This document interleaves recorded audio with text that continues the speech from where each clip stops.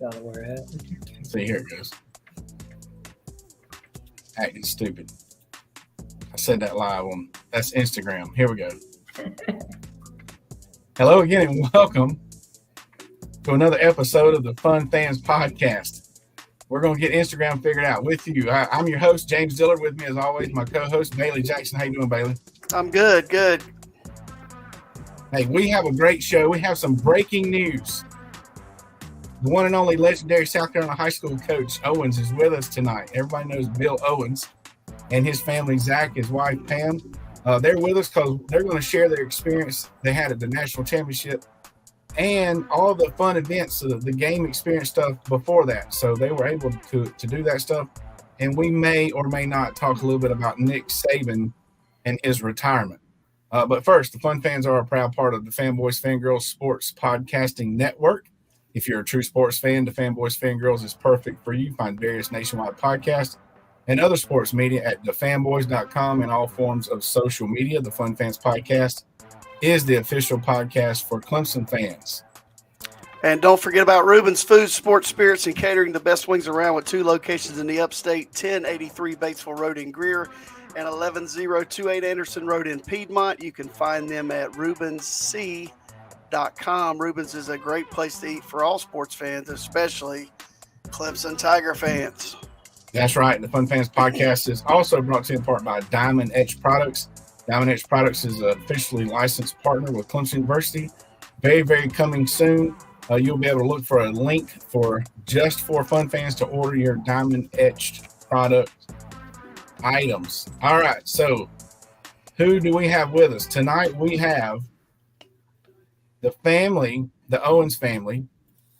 Coach Owens is a longtime athletic director, football coach. His son, Zach, is a high school junior, right, Zach, at Landrum High School. And the lovely wife, Pam, is a media specialist, librarian. I'm sorry to switch back to librarian. I should know that, I believe. Yeah, you should probably know that. In Spartanburg County. So this family is from upstate South Carolina. And some great friends of ours, known Coach Owens for a long time. And they were able to attend the national championship. Now, they're Clemson fans. You're going to see some Michigan stuff. I guess, Zach, you got to pick somebody to pull for, right, Zach? Okay, so we went with Michigan, but these guys are Clemson fans. I know Coach Owens and Zach go to some Clemson games fairly regularly. But we're having them on here because this is a Fun Fans podcast, and what we talk about is the fun fan experience. And not only were they able to attend the game, but they went to like all the stuff, all the events, the fan experience, this and the pep rally, that, and we're going to talk about all that, and we're going to kind of work backwards, and we're going to start with Zach. Tell us, there was something special about the hotel y'all stayed at, I believe. Tell us what happened at the hotel after the game. So after the game, it was crowded in the hotel because it was Michigan's team hotel. So Michigan was staying there. So all the thousands of fans wanted to be in there to watch the team come in and go to their hotel. Yeah. And so it was so crowded that we had to leave and go up to the skywalk and try to get our way into the hotel that way because they had most of the stuff blocked off by people. And so when I went up there, I noticed that the team was just getting up there too. And I saw the offensive MVP, Blake Corum, and got a picture with him while he was waiting for the elevator. Nice. And that's the running back, right? I should know this. Yeah. Yes. Yeah. So I have a picture, and we'll get to that in a minute. So that was really cool. Y'all were staying at the hotel where Michigan stayed. Were there any other run-ins with them while y'all were there, or just after the game? Friday night, I don't remember where we were coming from, but in the elevator, I saw Blake Corum again, and I was too stunned to speak to him. I should have spoken to him. Yeah. Very good. Well, that's cool. Coach Owens, you know a lot about football.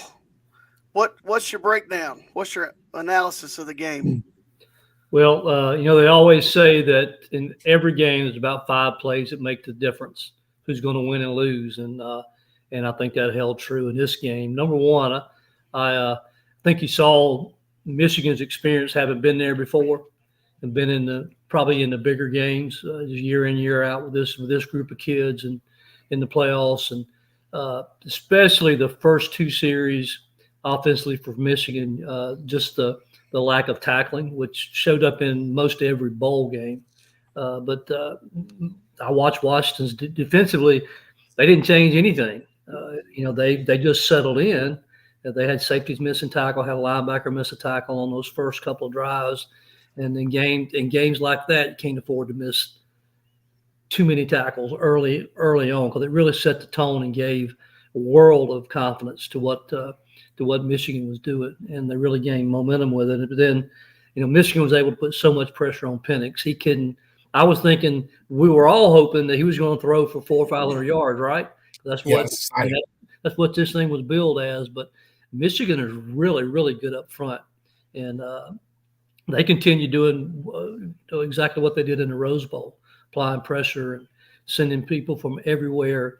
But two of the bigger plays in the second half came really back to back, with about 12 minutes to go, and Penix and them, Washington's driving, and they're right down in front of us when he throws the ball to Odunze, I think is his name. Beautiful pass. It was right in front of us.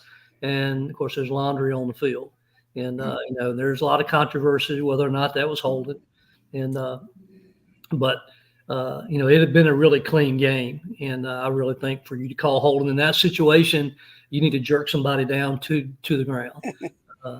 Michigan had not had a problem getting to the quarterback, and so immediately after that play, is when McCarthy hit Loveland across the middle, and that play when he hit him, it was a 40 plus yard play. The very next play, it was just, there was a safety and a linebacker on either side of him, and the ball just threaded in the needle, and and then that just, the momentum had already swung after the penalty call. They had to go back and punt right after that. So those were huge plays in the game, and then after that it just kind of got out of hand.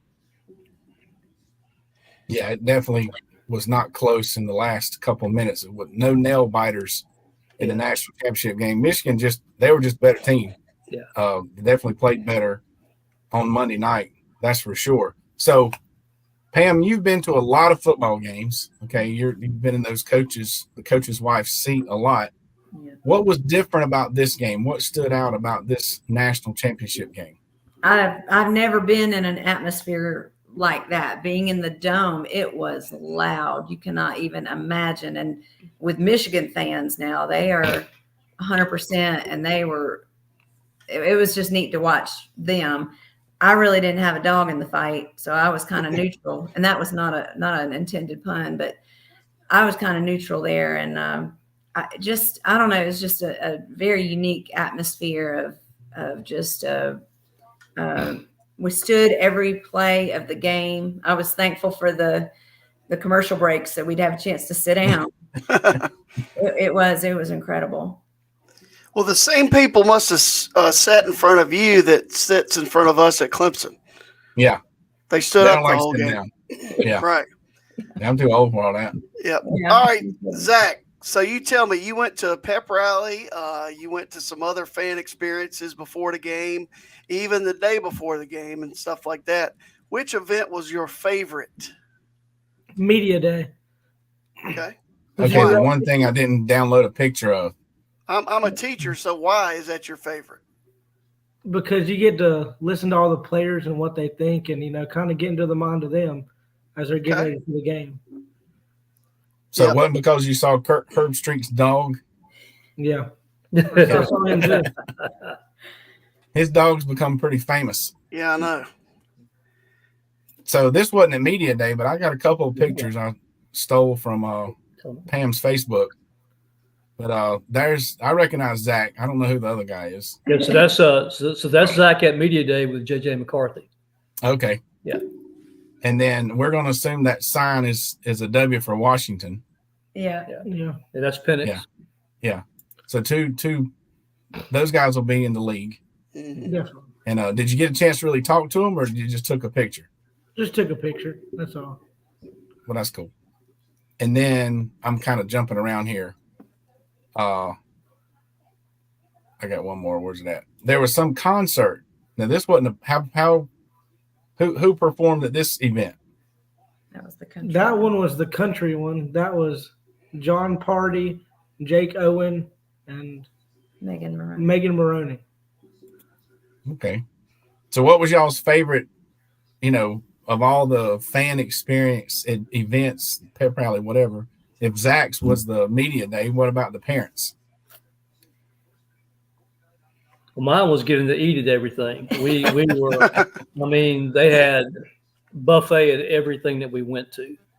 We had tailgate party right before the game, right across from the stadium. That was hosted by the CFP group who was our host, and so that was an incredible event. And then all the concerts, you had a private. It was like a booth. You had a booth to go in and eat, and then I tell you, a real neat thing is us as educators. It's on Saturday night. They always host in Houston the weekend of the national championship game. Is called the Taste of Championships, and it's a fundraiser for the Teachers Foundation there, and so they bring in the top chefs. There's 24 chefs that came in, and they had food samples. This was at Minute Maid Baseball Park, and so it was another great venue. We got to visit, and they had samples of their food from all different kinds of restaurants. I've been joking all day when people ask me about what it was like. I said, I love Texas, I love people in Texas, but they don't always tell the truth about the food. Because we'd ask them with all the samples, is this spicy? And they'd say, oh, no, it's not spicy. It was 100% spicy. Yeah, it would light you up, but it was great. The hospitality was great. The city did so much in branding for the game. It was amazing to watch. Yeah, so that kind of leads right into the next question. What types of things did Houston do since they were hosting? I'm sure they had some branding and some signage everywhere. Was there anything in the airport or anything like that?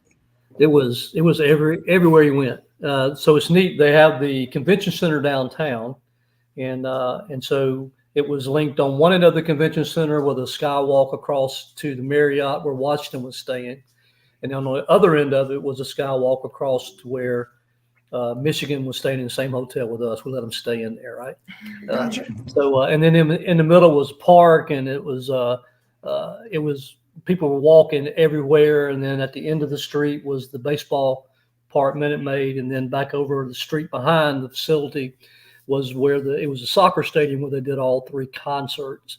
So the whole thing, you couldn't walk without seeing it. In the middle, between the two hotels, was the largest building in the city that was draped by the state championship trophy cloth. It was just neat. You couldn't turn around without seeing something and somebody talking about the game. And incredible hospitality, just wonderful people out there. Well, cool. That definitely sounds like a fun fan experience. So here's a picture of you guys on the field. And not only are you on the field, but you got Zach's name up there on the scoreboard. So, Zach, the fun fans are wondering, these educators, are they just rolling? And that's just, VIP, everything, first class, all the time. Or how did this family get this opportunity? So I actually have a special heart where I have 3 ventricles instead of 4. And then one day, I don't even know what day it was, my dad nominated me for Make-A-Wish, and it kind of just flew off from there. I met these 2 special women at Zaxby's that helped me make my wish come true. And then I think close to a year after that, I had a party for Make-A-Wish, and they gave me my ticket and told me that I was going there officially. And then I guess a month after that, I went to the national championship game. There you go. That's So awesome. it was, well earned. You've had tons of trips to Charleston and multiple surgeries, and that special heart scared Bill and Pam and a lot of the rest of us when you were real little, plenty of times. And we were very, very proud to see it turn into that smile at a national championship game.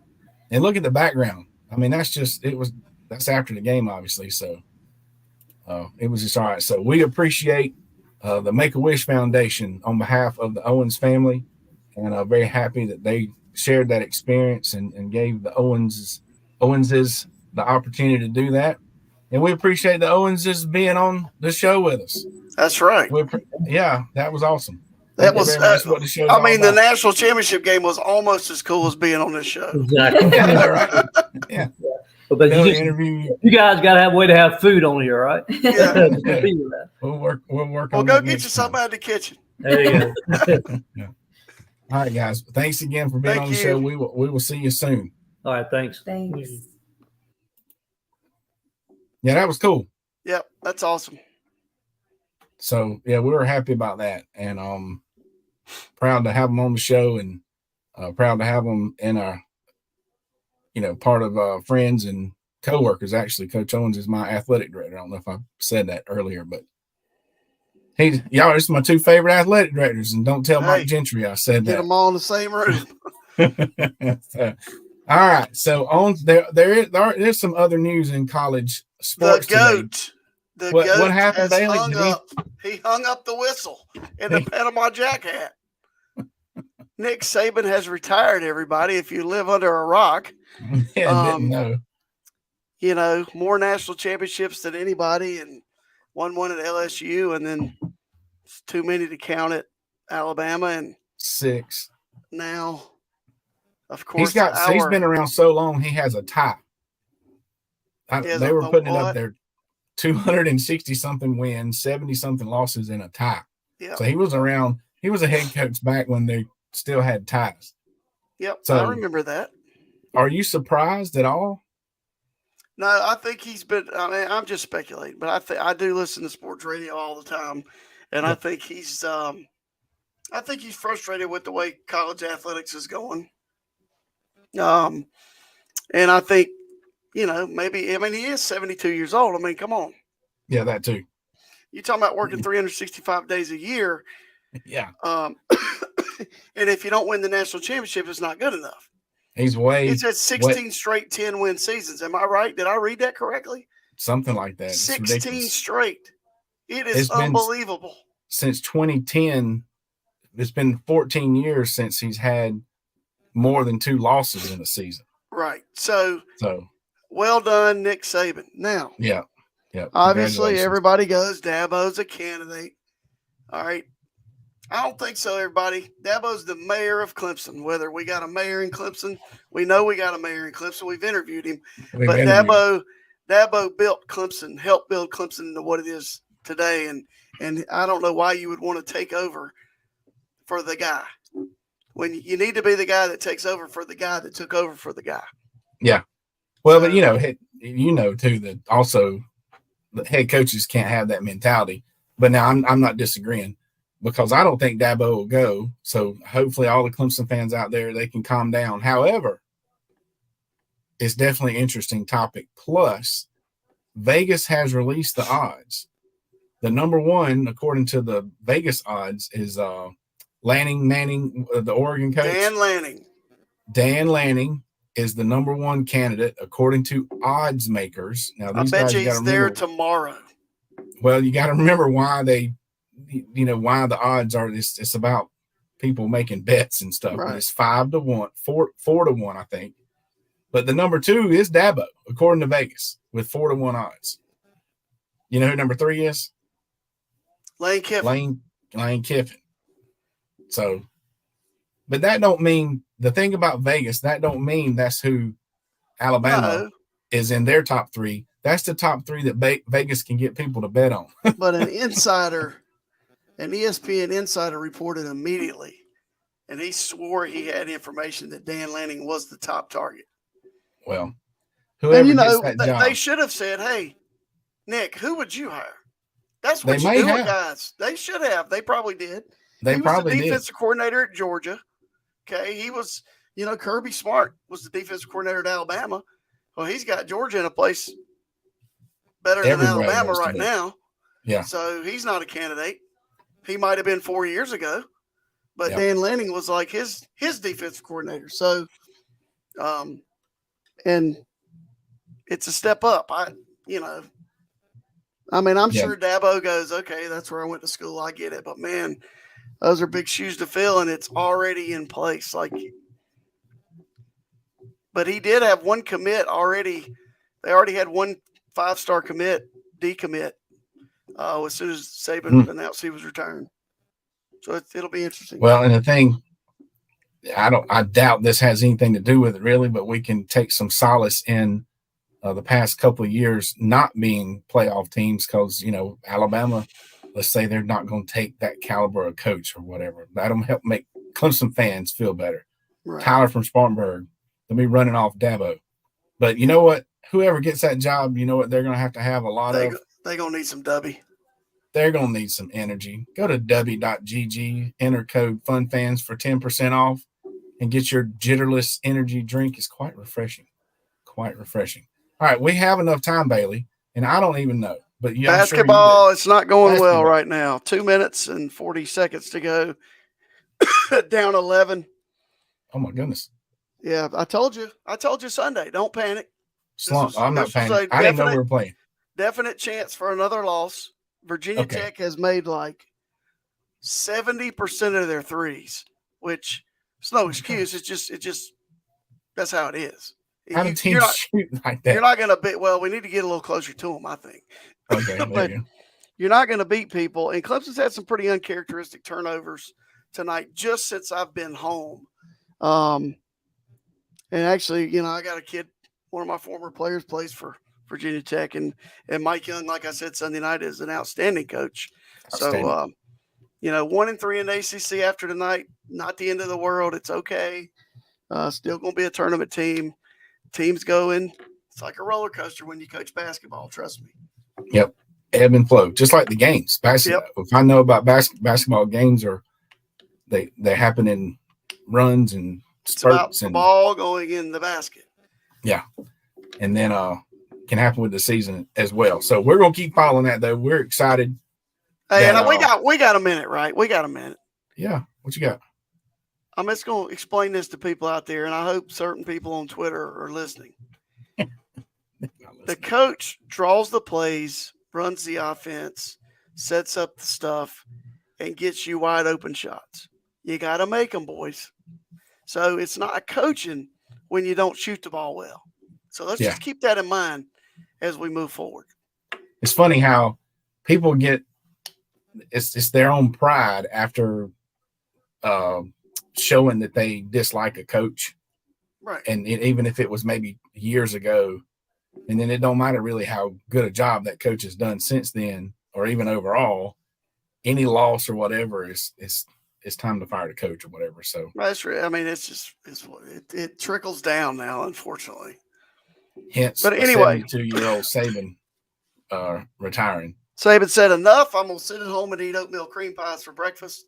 And I don't know who he's going to scowl at. And maybe he'll have a garden and he'll get mad at his plants.